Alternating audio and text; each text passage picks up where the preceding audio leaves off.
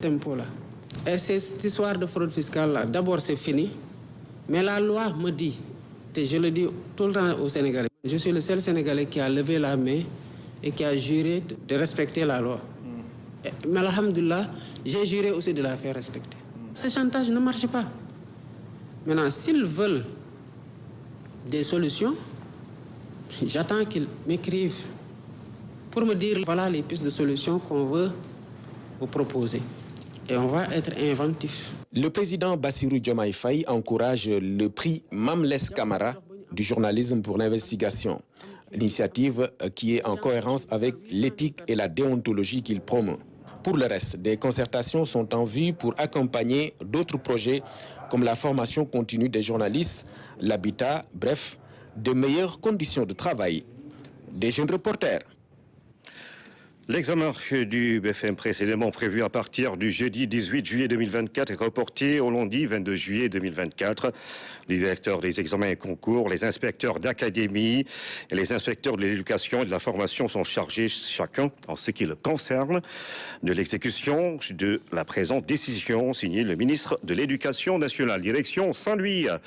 Anne-Marie Gomis nous y attend. Bonsoir Anne-Marie, vous êtes sur les bords du fleuve Sénégal, sur la corniche, la belle corniche de Saint-Louis, l'ancienne capitale de l'AOF, la ville tricentenaire. Est-ce que la ville est propre à la veille de l'opération Setal Sounouré où les Saint-Louisiens attendent demain l'arrivée du Premier ministre Ousmane Sonko? Tout à fait Ibrahima, bonsoir à toi, bonsoir à toutes et à tous. Vous l'avez dit, bienvenue dans la ville Saint-Louis, la vieille ville, la ville tricentenaire qui accueille donc demain la journée du nettoiement, une première édition en dehors de Dakar. Et la RTS a fini d'installer ses bases ici même devant le pont Faidherbe, une infrastructure chargée d'histoire. À quelques heures justement de l'événement, la RTS Ibrahima vous livre ce soir l'image qu'offre la capitale du Nord. En décor reluisant, vous le verrez tout à l'heure, malgré le travail titanesque de la Sonaged, beaucoup reste à faire dans le domaine pour garder la capitale du Nord propre. La population déplore également le manque de civisme de certains citoyens. Constats et témoignages dans ce reportage réalisé justement sur les berges du fleuve. C'est un sujet de Diana Badja. Une ville au paysage attrayant. Nous sommes à Saint-Louis. Des conteneurs poubelles positionnés au bout des grandes artères à côté des berges viennent en appoint au dispositif de bacs à ordures. De la corniche jusqu'à la langue de Barbarie en passant par l'île, le décor est partout plaisant. La Société nationale de la gestion intégrée des déchets, Sonaged SA, s'y déploie en collaboration avec la mairie. Quand vous parcourez la ville, vous savez que depuis presque 5 ans, il y a une nette amélioration au niveau de la gestion des ordures ménagères à Saint-Louis. Maintenant, ça se voit que la ville est devenue propre, vraiment pas à 100%, mais au moins presque à 80%.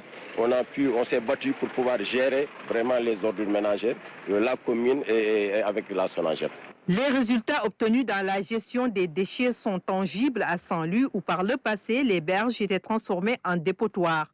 C'est un travail de titan accompagné de sensibilisation auprès des populations qui commencent à s'approprier la question. Des femmes du quartier nettoient quotidiennement la berge. Personnellement, j'ai mon râteau et ma pelle pour y participer. Nous nous organisons pour appuyer les agents de nettoiement avec qui nous travaillons dans la solidarité. Il y a un changement. La salubrité s'est nettement améliorée. Nous avons des poubelles tout au long de la berge. Maintenant, tout le monde doit s'impliquer et éviter de verser des ordures un peu partout. Cependant, ici à Gorumbach, comme dans le reste de la langue de Barbarie ou encore au quartier populaire de Pikine, le problème de comportement persiste et freine ces efforts déployés au quotidien. Je suis charretier, je me gare au bord de la berge où interviennent régulièrement les agents de la Sonaged et de la mairie. Mais je reconnais que ce n'est pas facile vu l'entêtement de certains. Nous n'avons pas encore le vrai comportement pour pouvoir gérer les ordures ménagères. Mais nous, avec le système que je vous ai mis, qu'on a mis en place, on est tout le temps sur le terrain, essayer de sensibiliser, de parler et amener faire enlever les ordures à tout moment. La pérennisation des actions de la mairie et de la SONAGED passe par une implication plus accrue des populations des 33 quartiers de la commune de Saint-Louis, un engagement citoyen fort. Saint-Louis en a besoin pour mériter son surnom de Venise d'Afrique. Autre paire de manches, Ibrahima, l'assainissement, là également, la ville fait face à de nombreux problèmes, surtout en période d'hivernage.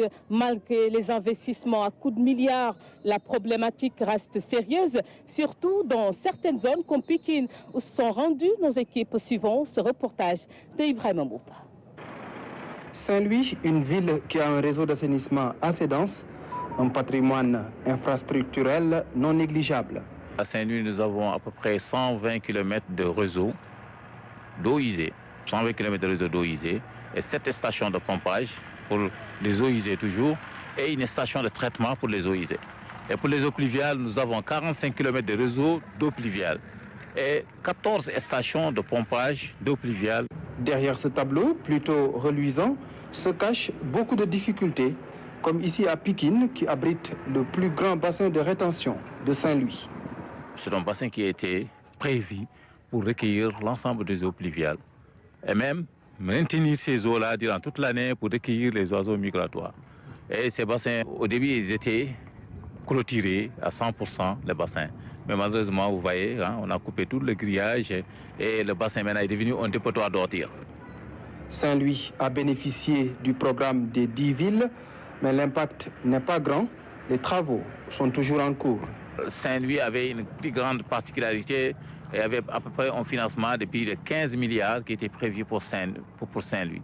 Et à Pikine, nous avons un réseau d'eau usée que nous avons commencé à installer.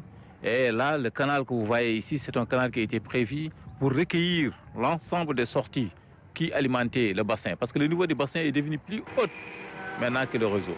Donc on était obligé de créer un canal qui va recueillir l'ensemble de ces 5 sorties qui alimentaient le bassin et créer une nouvelle station. On a une nouvelle station à construire, une nouvelle grande station de eaux pluviales. Et comme ça, on aura à annuler le bassin. Et à chaque fois que vous voyez des eaux débordées, des eaux usées qui débordent, que ce soit des eaux usées ou des eaux pluviales, c'est parce qu'on a eu à rejeter des corps étrangers dans le réseau. Les responsables de l'Office national d'assainissement comptent sur la compréhension et un changement de comportement des populations pour changer la donne. Les riverains jettent souvent des ordures dans les canaux d'évacuation, une situation qui perdure.